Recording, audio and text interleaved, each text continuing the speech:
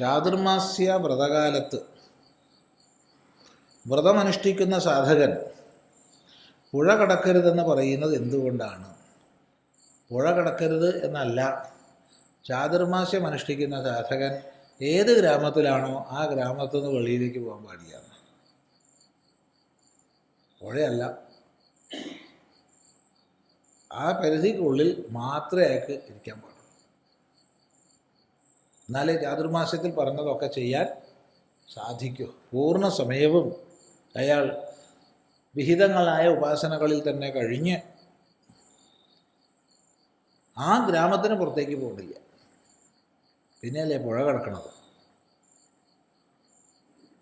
പുഴ കിടക്കരുതെന്ന് മാത്രമല്ല, എങ്ങോട്ടും പോയില്ല, ആ ഗ്രാമത്തിലിരിക്കും.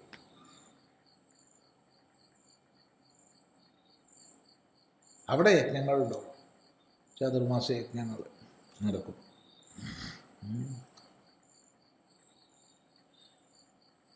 പിന്നെ ഇപ്പോൾ സൗകര്യങ്ങളൊക്കെ കൂടി, പഴയൊരു കണക്കിന് ചാതുർമാസത്തിൽ പുഴ കിടക്കാത്തതാണ് നല്ലത്, ഇല്ലേ? മനസ്സിലായില്ല? ചാതുർമാസം എപ്പോഴാ? ഏത് മഴക്കാലത്ത്? പെരും മഴക്കാലമാണ്. അപ്പം എന്തിനാ പുഴ കിടക്കാൻ പോണത്?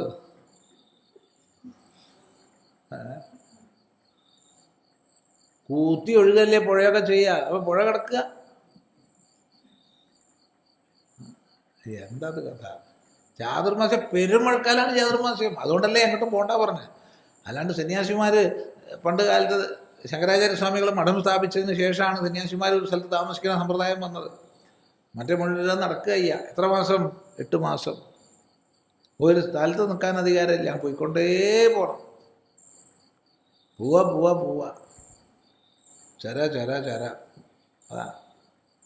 എന്നാൽ പെരും മഴ പെയ്യുന്ന സമയത്ത് എങ്ങോട്ടായി പാവം നടക്കുക? ഇനി നടന്ന വല്ല രോഗങ്ങളൊക്കെ ആയാലും ആർക്കാ ഉപദ്രവം? അതുകൊണ്ട് പറഞ്ഞു അടങ്ങിയ ഒരു സ്ഥലത്ത് ഇരുന്നോളൂ. ചതുർമാസം അടങ്ങിയ ഒരു സ്ഥലത്ത് ഇരിക്കുക, 4 മാസം 8 മാസം നടക്കുക. പുഴയൊന്നും കിടക്കുകയും ചെയ്യരുത്.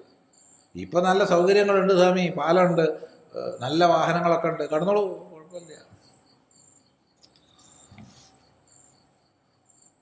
അല്ലാണ്ട് എന്താ പറയുക?